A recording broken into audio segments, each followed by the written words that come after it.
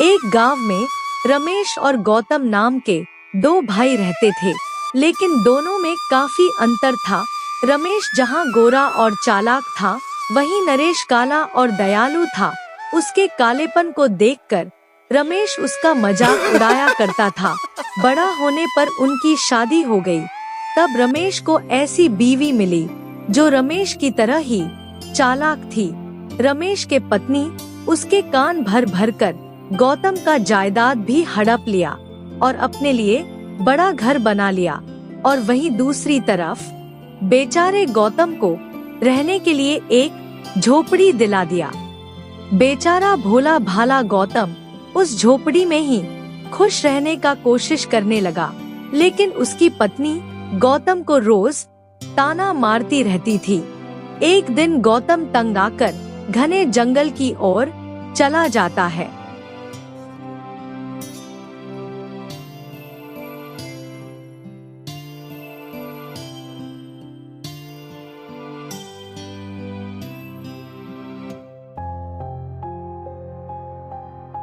और उस जंगल में रात बिताने के बाद गौतम नदी में जब मुंह धोने जाता है, तब गौतम कहता है, काश मैं भी अपने बड़े भाई की तरह गोरा हो जाता। उसके इतना कहते ही गौतम एकदम से गोरा हो जाता है और घर जाने के लिए निकल जाता है। जब गौतम घर जा रहा था, तब गांव के सभी लोग गौतम को गौर से देख रहे थे। गौतम को लग रहा था कि इनको भी पता चल गया है कि मैं रात भर घर नहीं आया। यह सोचकर गौतम घर पहुंच जाता है। तब उसकी पत्नी गौतम को देखकर हैरान हो गई। आपके चेहरे को क्या हुआ? कुछ नहीं, रात भर सो नहीं पाया तो कुछ हो गया होगा। आप तो एकदम गोरे हो गए हो। चल झूठी। इतना कहकर गौतम ने अपने चेहरे को आईने में देखकर खुश हो जाता है। थोड़ी देर बाद रात हो गया, लेकिन गौतम यह सोच रहा था कि उस नदी के पास मैं गोरा हो जाऊं। इतना कहते ही मैं गोरा हो गया। कहीं वह नदी जादुई तो नहीं। इतना कहकर गौतम रात में ही उस नदी के पास जाने लगता है।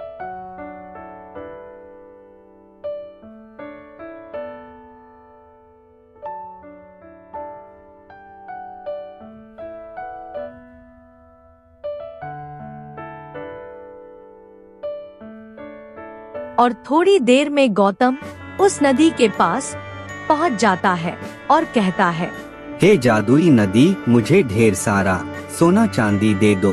गौतम के इतना कहते ही जादुई नदी ने गौतम को ढेर सारा सोना चांदी दे दिया।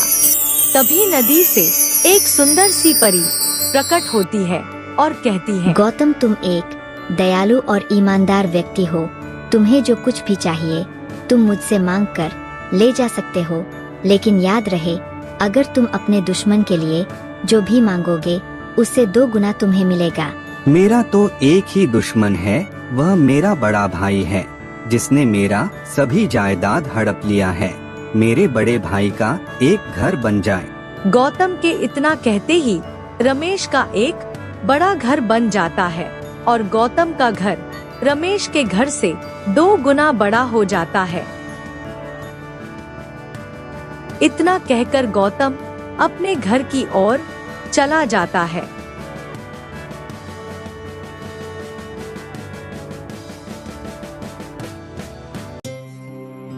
घर में पहुंचकर सभी बातों को अपनी पत्नी को बताता है। सुबह होते ही गौतम की पत्नी ने कहा, तुम उस जादुई नदी के पास जाकर मेरी माँ ने जो अंगूठी दिया था वह कहीं खो गई है। तुम उस जादुई नदी से ले आओ। काश वह अंगूठी मिल जाए। हम वहाँ गए ही नहीं तो वह अंगूठी कैसे मिलेगा? एक बार जाने में क्या है। पत्नी के इतना कहते ही गौतम जादुई नदी के पास पहुंच जाता है और कहता है, हे जादुई नदी, मेरी पत्नी की अंगूठी कहीं खो गया है, वह मुझे दिला दो। उसके इतना कहते ही गौतम को वह अंगूठी मिल जाता है और अंगूठी को लेकर घर की ओर चला जाता है।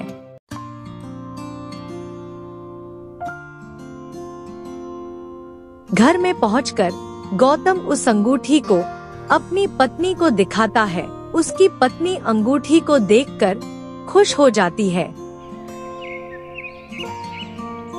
एक दिन गौतम घर के सामने बैठा हुआ था, तब गांव के सरपंच दौड़े दौड़े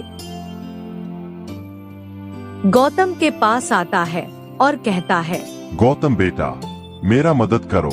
मेरा पत्नी के हीरे का हार किसी ने चुरा लिया है और वह नहीं मिल रहा है। सरपंच जी, आप बिल्कुल चिंता ना करें, कल आपको वह हीरे का हार मिल जाएगा। गौतम के बात को सुनकर सरपंच अपने घर की ओर चला जाता है।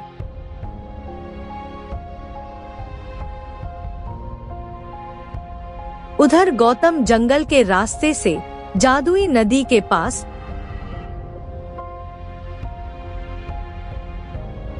पहुंच जाता है और कहता है, हे जादुई नदी, मेरे गांव का सरपंच के हीरे का हार किसी ने चुरा लिया है, वह हार मुझे दे दो। गौतम के इतना कहते ही जादुई नदी ने वह हीरे का हार गौतम को दे देता है। गौतम हार को लेकर घर की ओर चला जाता है।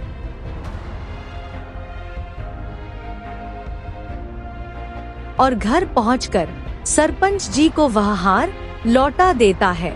यह बात पूरे गांव में आग की तरह फैल गया। सभी लोग गौतम से मदद मांगने लगे और गौतम भी सभी का मदद करने लगा। इस बात को जानकर गौतम इतना बड़ा आदमी कैसे बन गया? बड़ा घर, जायदाद और सभी लोगों का सेवा करने लगा। मुझे इस राज का पता लगाना होगा। इतना कहकर रमेश ने खिड़की से गौतम की घर में झांका तो उसने देखा कि गौतम अपनी पत्नी से कह रहा था, मैं उस जादुई नदी की सहायता से इतना बड़ा आदमी बना हूँ। मैं कल ही उस जादुई नदी को धन्यवाद करने जाऊंगा। सुबह होते ही गौतम जंगल के रास्ते से जादुई नदी के पास जाने के लिए निकल जाता है, लेकिन रमेश उसका पीछा करने लगता है और दोनों जादुई नदी के पास पहुंच जाते हैं। तब गौतम जादुई नदी को धन्यवाद कहकर चला जाता है।